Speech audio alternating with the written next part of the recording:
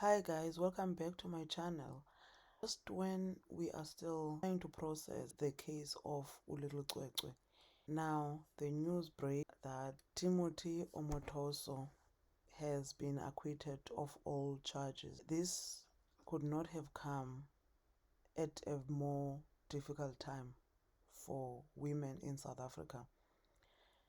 The judge did not say he did not do it. The judge said the state failed to prove beyond reasonable doubt.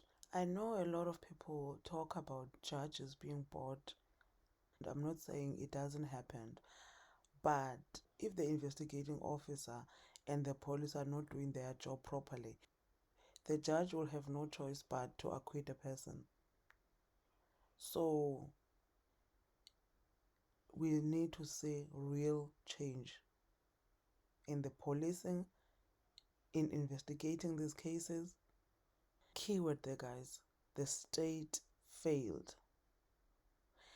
And it's said that this is the feeling that we have on this recent case of Lelo Cwecwe, the state failing, because after 5 months there's still no arrest. We still don't know the results of the DNA. Again and again and again, the state failing.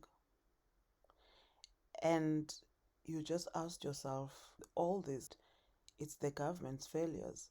It's the looting of the money that is supposed to be going to service the people. It all starts there because the police stations are under-resourced. The police are incompetent. It goes on and on and on, and it leads back to the government. Is it not time now to take the government to the International Court of Justice? State fail again. Until when? I just thought I should just react to this quickly.